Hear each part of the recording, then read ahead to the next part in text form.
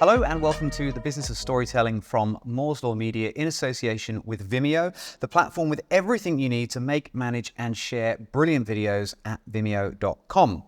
In this podcast, I, Neil Moore, talk to the creators and commissioners of fantastic stories to find out how they do it so well, what do they know that we don't, and how can we tell better stories with their input and advice. Today, I'm joined by an old friend, an old colleague called Simon Kearney, who is the founder and CEO of independent content marketing agency Click2View. Simon, thanks. Hi, Neil. Thanks for having me. Total pleasure. So, your background is what I call purist storytelling. So why don't you just give us the brief version of where you've come from and how you've ended up in Singapore running a content marketing agency? Okay, so I was a journalist in Australia for most of my career, political journalist in Canberra, and I came up to Singapore in a comms role, and I met you, funnily enough. How about that? And I've always been a factual storyteller, so like reporting and finding stories and so forth. And I've always believed that businesses that were good at telling stories would and should thrive. So when we started Click2View together, actually, we did. The idea was that we would help those businesses tell their stories. In some ways, maybe be their chief narrative officer. So that's where I'm coming from. And then when I think about it a bit more deeply, we tell each other stories to connect face to face. That's how we get people to like us. And so what we do as an agency is we do a little bit of digital transformation with that. We try and help our clients connect with their customers through storytelling. Love it. So I was going to ask, why is storytelling important to your role or your organization? Clearly, it's absolutely central. But how do you make it important to your clients, the brands and the corporations you work with? Because I think sometimes, when you're talking about, this is called the business of storytelling. It's about making storytelling a business advantage. But sometimes it can feel a bit fluffy to them. So how is it you're convincing them that storytelling, which we do to our kids, to get them to sleep at night, is valuable to their business? Okay, so we believe that storytelling is the one true language of business. But as you say, it's hard to convince accounting of that. Yeah. So everyone understands, there's two types of stories really in the business. There's ones that help promote the business and helps to sell an idea. And the classic one of that is Tesla. So years before Tesla was actually producing lots of cars and had rocketing sales, they were selling the idea of decarbonisation and self-driving cars. And that led to a valuation far and beyond their peers for a long time. It was all off the back of the story. But there is a deeper, more underlying role of storytelling in organizations, and that's to do with how things work. There's a recent example, which is this Czech arms company. So you've got the war in Ukraine. Okay. This Czech arms company is like, all of a sudden, it's super busy, and they're having to reopen production lines and so forth. They've got all these new employees with no experience. And so they're trying to train them up, get everything up to speed. And one of the things they did was they offered their retired employees free meals in the cafeteria. So now all the retired employees come around to the factory, sit around the cafeteria at lunchtime and hang out with the new employees and then share their stories, sharing their expertise. I think someone said stories are like flight simulators for the brain. And if you weave something into a story, people are going to remember it more. Wow, flight simulators for the brain. I like that. If we can't attribute that to someone, then let's just have that. Let's just say that was an original on this podcast. It's not. I guarantee you, nothing I say is original. Okay, all right. Well, that's part of storytelling as well, right? We all have our influences and we sort of incorporate them in our stories. So you tell stories for a very wide range of clients. You come from a journalistic background. So what are the stories you're telling for them? Are they all sort of factual, investigative type stuff? Have you found that there are stories that work better or less well? I mean, you've been doing this a long time. there's all sorts of stories, and as you know, there are like some very basic archetype stories in storytelling and so forth. For the most part, we do video work, animation work, written work, and design. And so with videos, we're largely telling case studies, various types of talking head videos. For animation, it's largely animated explainers. Then you've got blogs, and then there's podcasts and so forth, and a mixture of all those, and they tend to mix up these days. So there's a whole range of things. We do a lot of story finding, for instance, and that comes from like my journalistic background, so quite enjoy that process. One of the types of stories at the moment that we tell, and we have been telling for years, is for a real estate company called Property Guru here in Singapore. And we tell their home stories. And I find this type of story really interesting because it's a very common story, and we have to find the uncommon or the new or interesting. Like we all, or most of us, live in a home, and the way we came to live in that home, for most of us, the story is pretty much the same. Not that much interesting about it. What we have to do then is go and find really interesting stories about how people came to live in their home. And that's a real challenge. So that's a fun sort of journalistic type of story we do.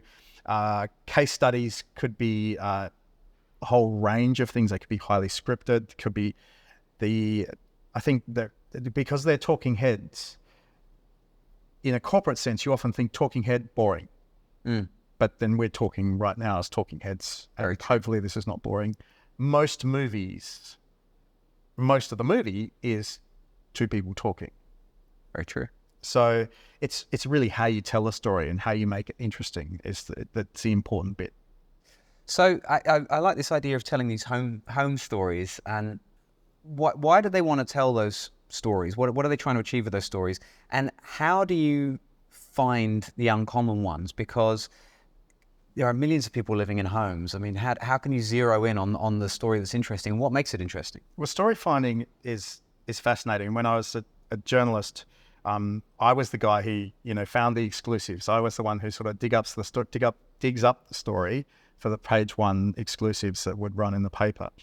And there's a real sort of skill to that, doing that. So when we find the profiles for Property Guru and for other clients, it's really hard. And there's a process that you go through in terms of like you speak to a lot of people.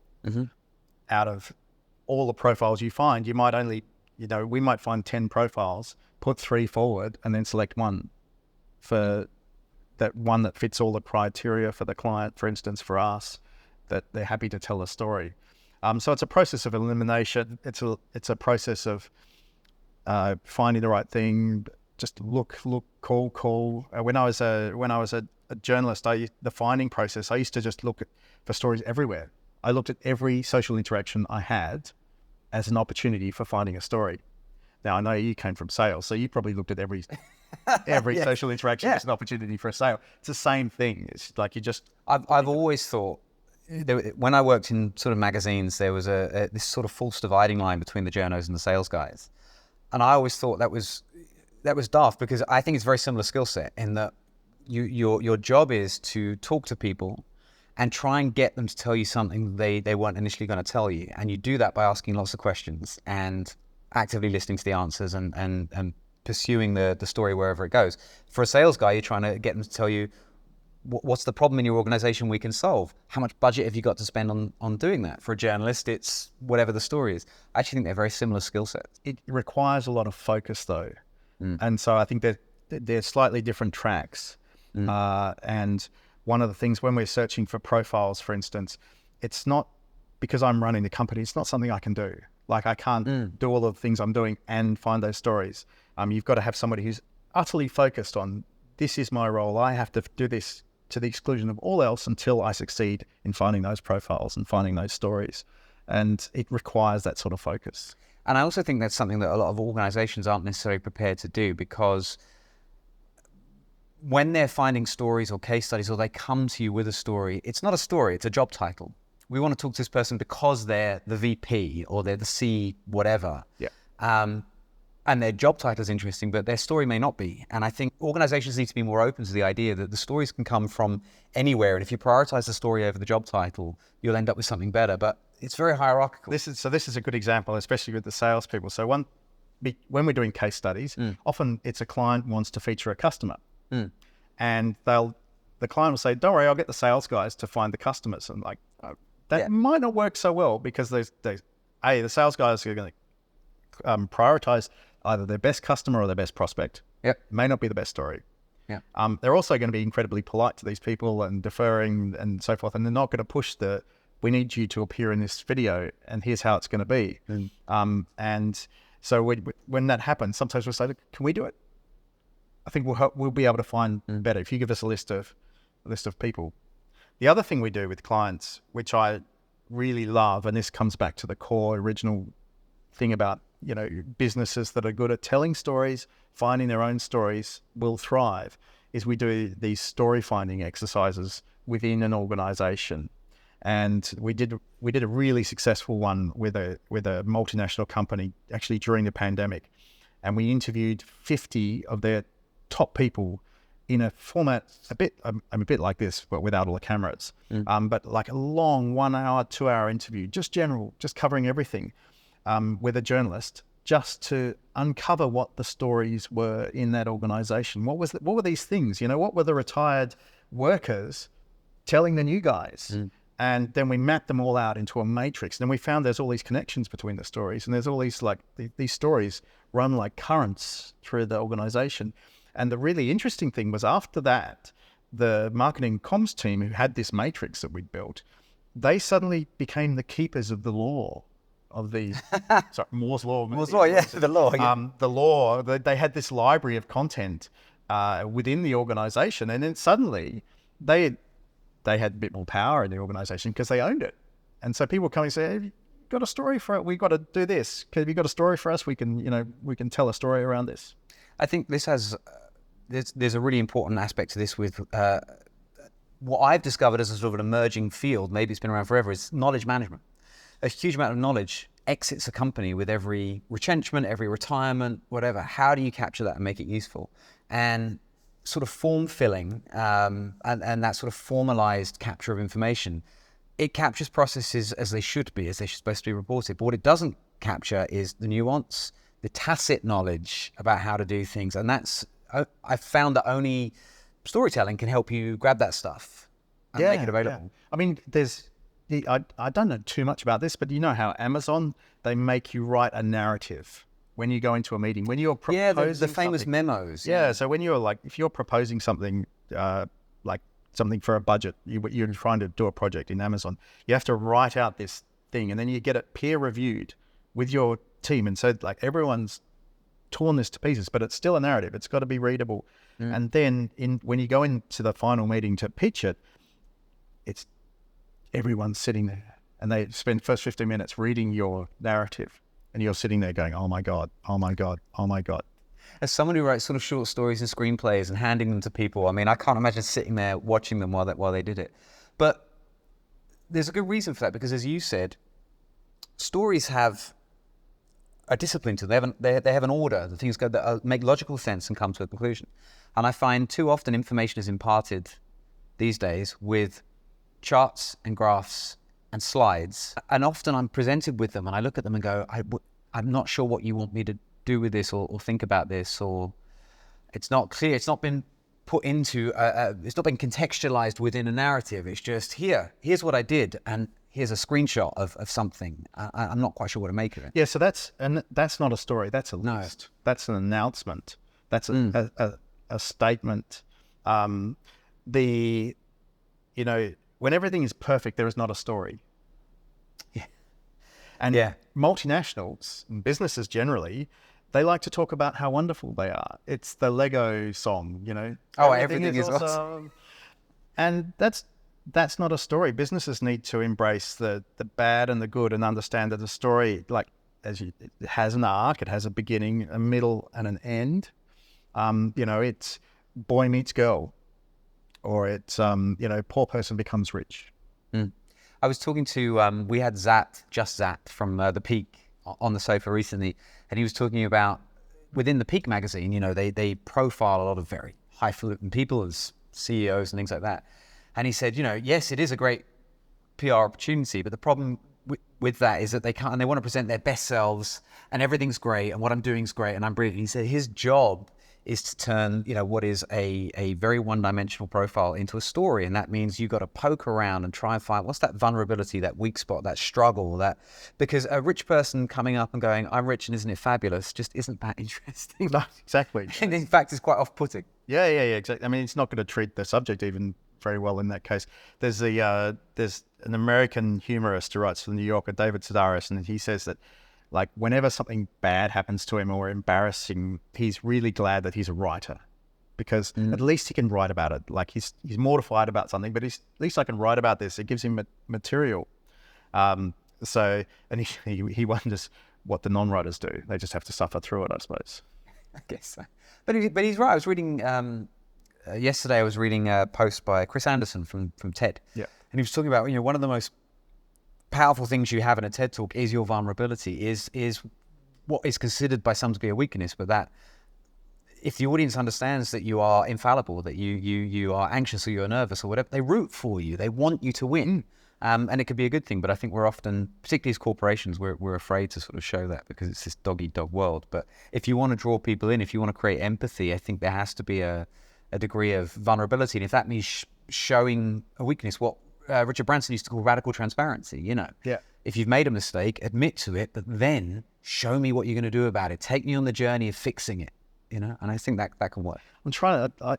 I was just thinking about there was a video that Apple did recently about their meeting their sustainability goals, and it was a bit everything is awesome, but they did. I mean, at least at the start, they sort of acknowledged, you know, they had Mother Nature sitting at this conference table sort of quizzing them on where they were going wrong and so forth. So there was like, they were acknowledging where they hadn't done so well, but, you know, did end up with Tim Cook saying, don't worry, we got this. They're Apple. So when you're, you know, doing this, I love this idea of story finding for organizations. That's a really unique approach, I think. How do you know when you've got a good story? I mean, is it just the journalistic spidey senses go? Do you have a criteria? How do you know you found a good one? I think you know in the moment. And if you know the audience, like if you know a lot of different things about the client and the audience they're trying to reach, you have an idea of what's going to work. But a bit like a stand-up comedian, you never know which gag's going to get a laugh, right, or not, on which night. So I don't think there's not a universal formula, but you've got to, like you say, you've got to be a little bit vulnerable. You've got to put yourself out there and say, well, this is compelling. This is interesting. You know, is it going to hold my wife's attention for 30 seconds if I tell her the story when I get home? Is it going to get a laugh? That sort of thing. So you test these things out and see if they fly. And I think then it's a numbers game. So that's why I like the story finding thing. Because I'm just naturally curious, and I think that organizations have a huge vault of stories that they don't even realize. I tend to find the more quote unquote boring companies, the B2B, you know, the companies that you haven't heard of, they're not on the high street and they think they're dull. They think, well, we're not Nike. We don't have cool stories to tell. I've always found they've got fascinating stories to tell because they are the infrastructure. They're the things that are holding up roads and bridges and stuff like that. And I personally, maybe I shouldn't admit this on camera, but I struggle to tell a story about, you know, a hamburger or a bottle of shampoo. Like I was like, what am I gonna say about this product? Whereas, you know, you take me to an organization where you discover all this extraordinary stuff. Yeah, they are a vault. I like that. They're kind of locked up, but if you can get the keys to the vault. What you pointed out is one thing that I struggle with, and that's why I don't write everything in my agency. Is I'm good on the factual stuff, and I'm good on that. You know, send me in and let me talk to, you know, the guy serving the coffee in an organization for 20 years, and I'll find some stories about that organization and some interesting things that paint that organization in a great light. ask me to, write a script to sell a hamburger or like an ice cream cone, I'm bereft. It's not my. It's hard work. We've employed and worked with great copywriters who can do this, and you read it and just go, oh my God, that's awesome. But that also demonstrates there are so many different types of storytelling, and I often see clients make the mistake where they go, I've got a guy, I've got a writer, and I go, yeah, but what does that person write? Or they say, my favorite is when they say, I've got a videographer, and I go, right, but what does that person shoot? Because I've got a videographer for natural history. And I've got another guy I go to when I want to do luxury. And then I got a team I go to when I want to do sort of corporate business, which is actually your team. There are different people who tell different stories better. And I think that's not necessarily a well understood thing. I mean, it's a puzzle, and there's so many pieces to it. How do you tell it? When do you tell it? Where do you tell it? Is it a monologue? Is it a dialogue? Is it a blog? Is it a rant at 3 a.m.? Is it a video, an animation, or a PowerPoint that got ambitious? Do you think clients can be too prescriptive about, I want a video, and you look at it and go, is this a video? Would this be better told as something else? Or do you have the capacity to advise them on that? Yeah, in an ideal world, yes. Because oftentimes the client will say, oh, I want a video on this. And okay, fine. But is that the best way to, get those downloads for their white paper? Could it be social posts? Could it be a podcast? Could it be all three? Could it be an ambitious PowerPoint? We're doing it at the moment. We're doing this great series of animated explainers that are really simple, but just really are working so well, getting the message across. That they're beautiful, but they're essentially an ambitious PowerPoint. But if it's the right tool for the job, it's a great tool. It's fantastic, and we turn them around quick. Clients happy, we're happy. It's wonderful. So I think that from a client perspective, it's probably important not to. There's so much story ways of telling a story at the moment. Like at the moment, I just love reels, and literally the only thing I'm writing at the moment, when I sort of put my writer cap on, is 60-second reels, 180 words. That's all it is. Wow. Beautiful, love it. But I think if you put too much prescription on what the story is too early in, you put your bias on it. And so if you're coming in and you're a 40-something-year-old mid-career executive and you're trying to reach a particular audience, your bias might just be that you're creating the wrong type of content in the wrong format for that audience. So there's all these elements. There's this formal process that we go through with clients in terms of like thinking about what they're trying to say, who they're trying to say it to, what are the personas of the people they're trying to say it to, what are the channels, what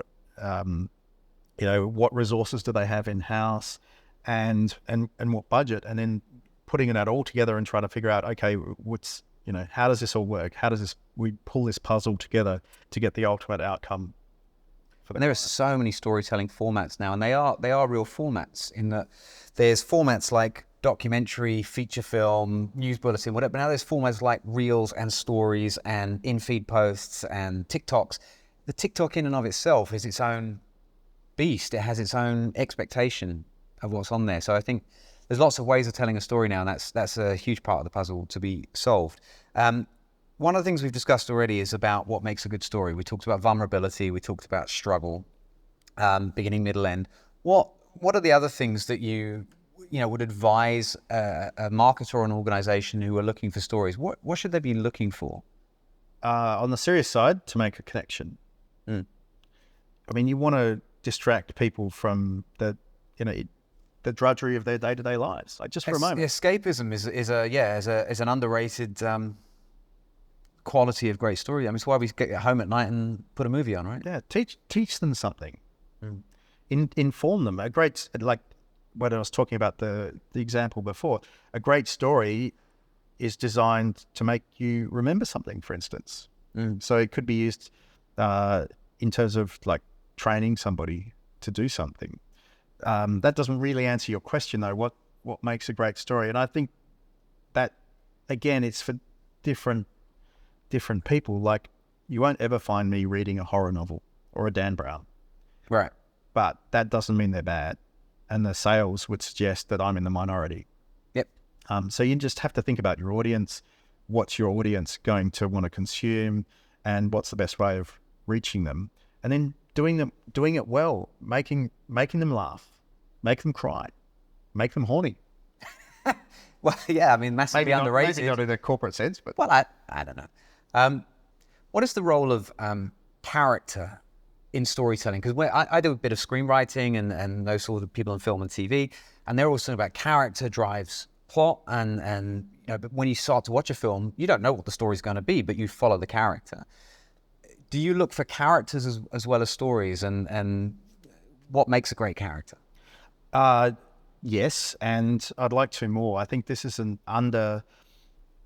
it's an opportunity for businesses. I mean, most of the content we create B2B, and we all know that influencer marketing is going through the roof, still going through the roof. Yep. It's evolving, and there's its ups and downs, but I think there's an underused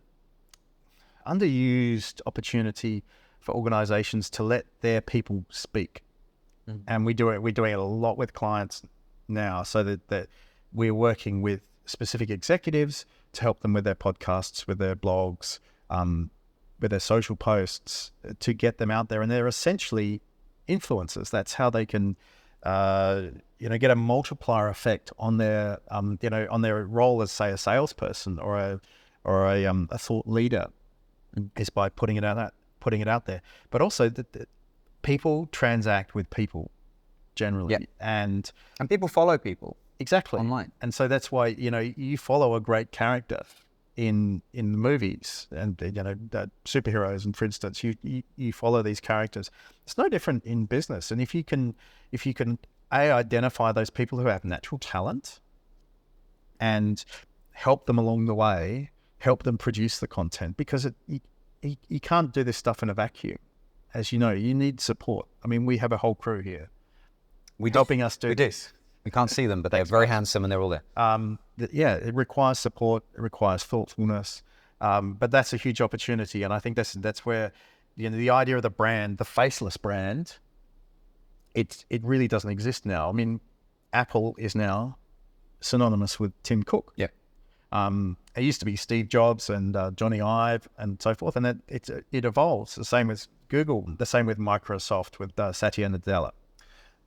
These people come to embody the organization, and then it flows down to different tiers. And we know this in agency land, because the agency generally is a few key people, the motivating force behind that agency, the ones that their audience, their clients identify with.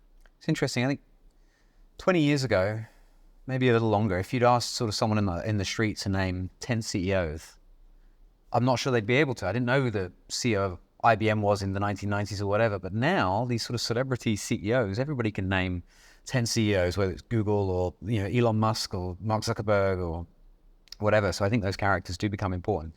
I also think, in my experience, sometimes a company can be very obsessed with telling the best story at the expense of the best character, i.e. there might be a story that is statistically the most compelling or whatever, but the person telling it is not sufficiently characterful or colorful. And so actually all that great content sort of gets a bit lost. But actually you can find maybe a story that's maybe not quite as compelling, but the character is so compelling, you'll watch it. And I think there's a bit of both. Rarely you're going to find someone who's an incredible character with a brilliant story to tell, but you might find a bit of both. And this is the art of storytelling and the art of doing it well, is you have to try it.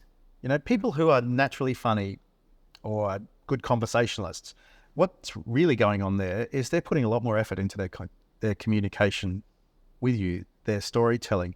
It's the same as on I used to work in tabloid newspapers. And if you got a great story and it's on page 1 and you'd file by 3:00 and you said to the editor, right, I'm off to the pub now, job done. It's like, no, you're not. You've got another 3 hours to make this story better. Hit the phone, make it better. Get it we're here, let's get it up to here. And that's the approach that, we need to push with our clients. And internally we have to push with our team that, okay is not okay.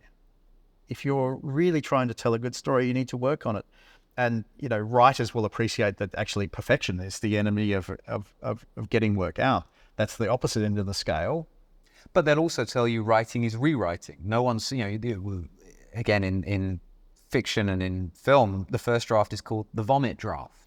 Because it's just, no matter how brilliant and talented and experienced you are, it's still going to be vomit until you go back and rewrite it and rewrite it and rewrite, and then show it to people and rewrite it again. I think there are people who obviously have a talent or a particular skill for storytelling, but I think the idea is that it's that much easier for them. I don't think it is. I can't remember who said, I've got another great quote that I can't attribute, but someone said, the meaning of life is to find an agony that you can bear. I think that was the quote. Maybe I have to find it and put it on the screen or something. But the idea being that whatever you end up doing, it's going to be hard. For an athlete to get up at 4 a.m. every day and train is hard, but it's the hard that they can bear, that they can cope with, and the outcome of that is going to satisfy them. So the same with writing. But I think for a lot of companies, it's not an agony they can bear. So they need to work with a partner or someone like that, because I see what you. That process of interviewing 50 people to get one good one, and that process of then taking their story and working it to the best it can be, it's an agony you can bear because you're a writer. That's what you enjoy, even though it's hard work. I think that's underappreciated. I think it's an idea some people are just naturally gifted. So when you introduced this piece, you talked about talking to storytellers and commissioners. Yes. And for the longest time, when I thought about, what problem do we solve at Click2View? Well, it's partly helping people tell stories, but it's also solving the problem of commissioning, because most brands aren't experienced at commissioning content, and it's an agony too much for them to bear. The idea of producing content and having to look at what's good and what's bad, and think about weaving a story which involves some bad elements of, that don't reflect so well on them, for instance, and it's hard, and commissioning it with a sort of professional lens is very, very hard as well. It's not a skill that has been common in business. It's a skill that's very common in television and movies and so forth, but it's becoming more common. Like there are, when we started Click2View together 13 years ago, it was, there were very few people in our client side who were content people. Now they're everywhere. Like almost we have to do a lot of education. Has a specific content role these days. Yeah, we had to do a lot of education, and that's improved a lot. I think, by the way, the quote is Jerry Seinfeld, because he's a guy who we all think he's a naturally gifted comedian, but he works his jokes and he gets them down to the word. He tests different words. He's like a computer. He A/B tests different words at different gigs on the same night. That's what I was talking about before. Yeah. These guys will go along and they'll do the open mics.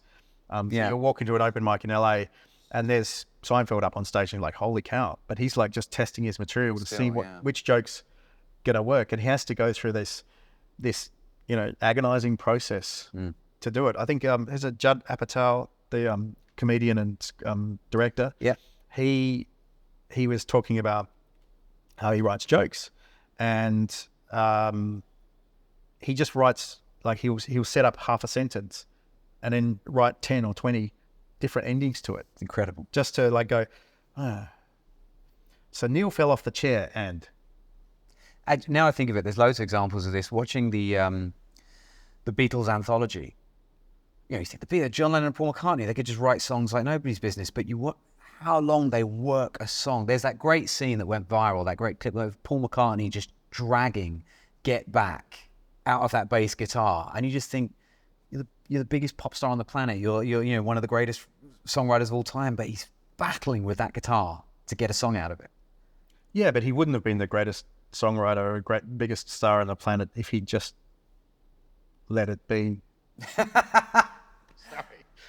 that was cheesy, but I'll let you get away with it.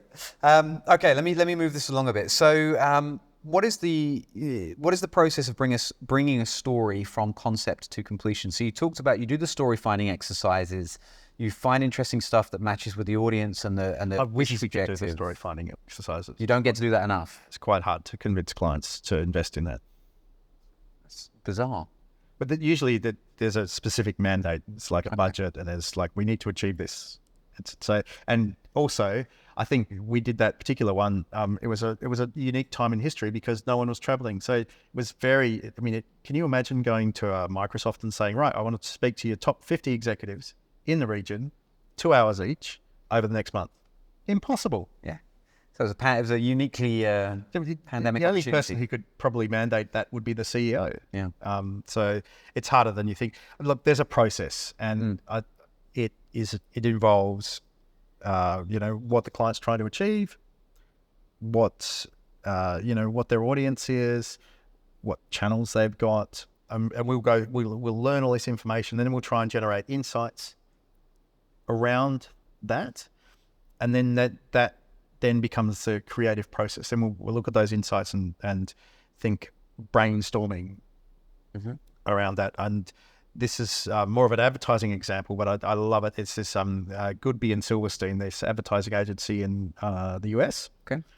And they had this campaign. Nike wanted to get into the skatewear business. And so they got all the information for the campaign. They got this, they were working on insights. And one of the insights was that skateboarders feel like criminals because they're constantly moved on and fined and stuff like that. And they had this genius idea. What if tennis players were treated like skateboarders?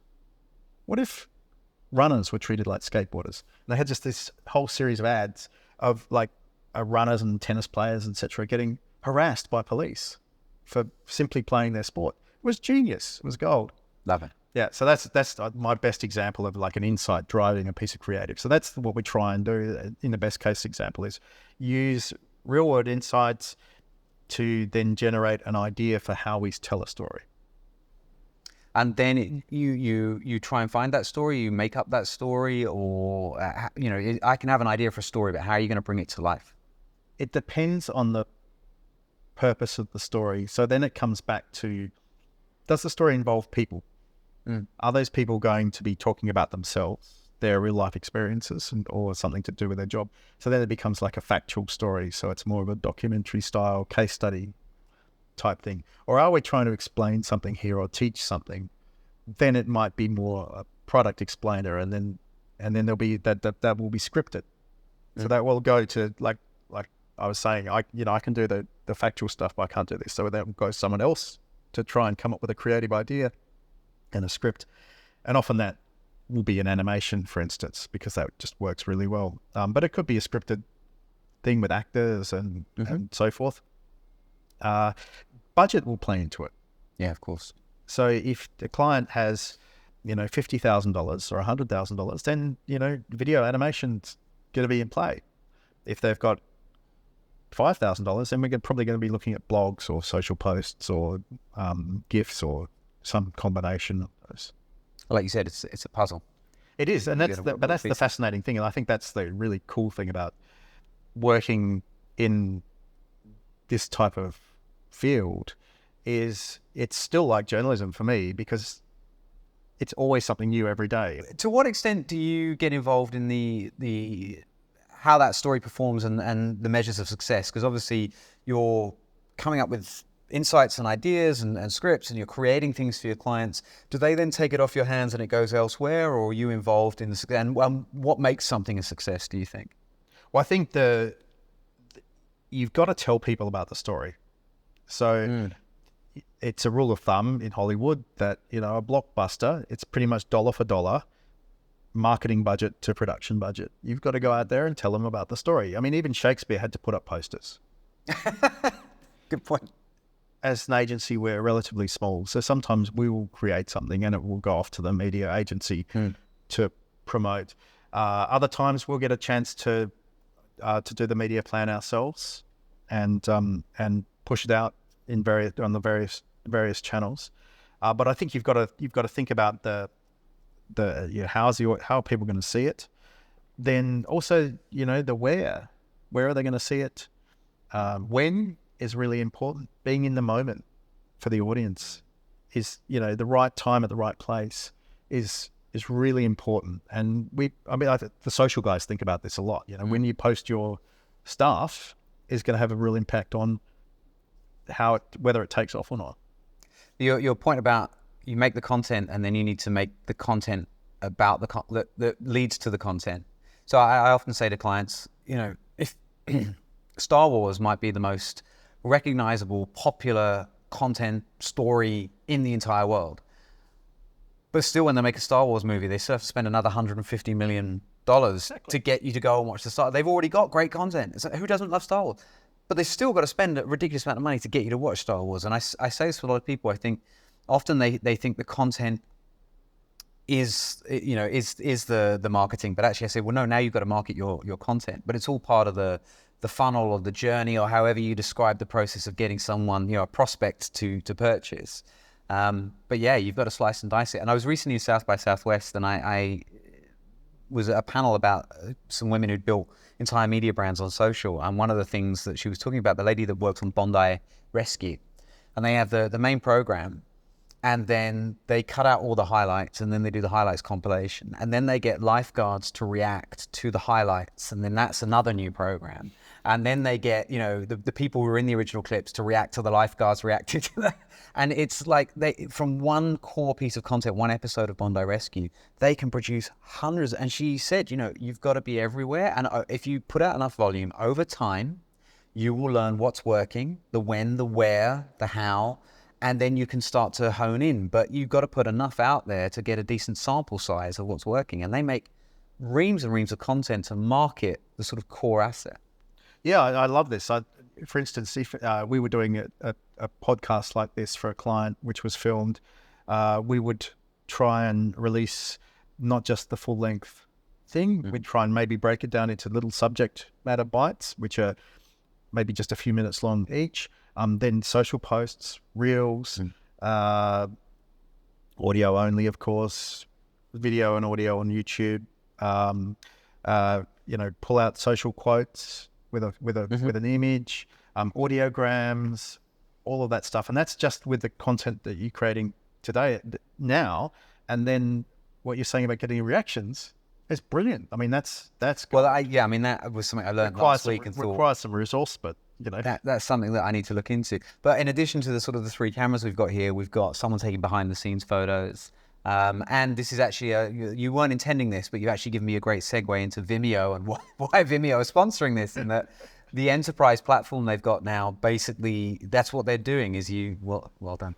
You take the, you upload the core asset, and they've now got an enterprise platform where they can resize, they can translate, they can subtitle, with an AI engine. You can create, ideally, all of those assets within a single platform, distribute them, and then sort of measure them all from one place. So we're going to be doing that for this podcast with Vimeo as a sort of live case study. See, I love this capability of AI to be able to do that, because it supercharges your creativity. I mean, we talked about Seinfeld, A/B testing, all these jokes, stuff like that, and Judd Apatow writing out 20 different endings to one line. You can start doing that much faster. Yeah, and I think what it does is it puts the emphasis then on finding the quality story, the quality characters, because the formatting of it is not the biggest issue now. Picking out the good bits. So it's the judgment thing, and the classic, it's a meme now. Rick Rubin, the music producer, doesn't play an instrument, doesn't read music, but is an absolute all-time legend because he's got good judgment.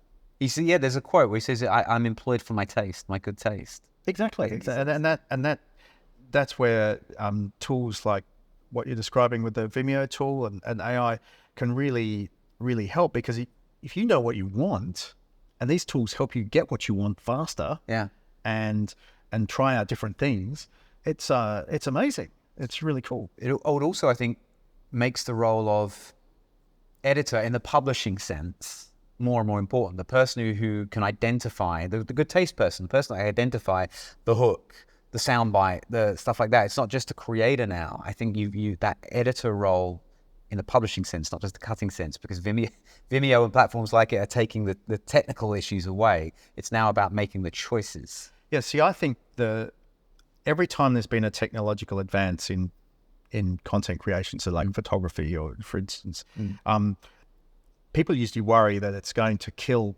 painting. Yes. Actually, no. Afterwards, there's a flowering of creativity, and then there's more.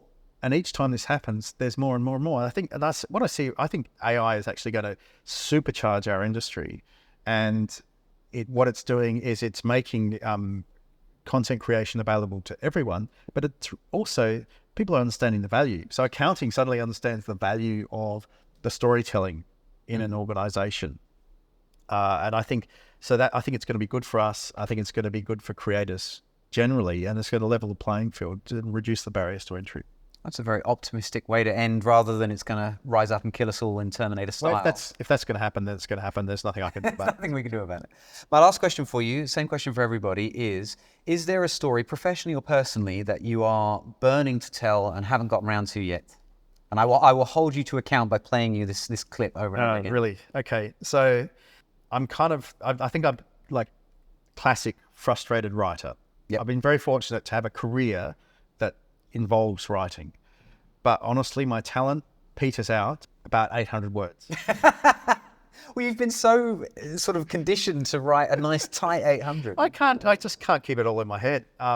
So I've got notebooks full of ideas and so forth, and I've tried to write books, and I've literally, my ADHD kicks in and I get distracted by that the program about crocheting and so forth. But the one piece of content that I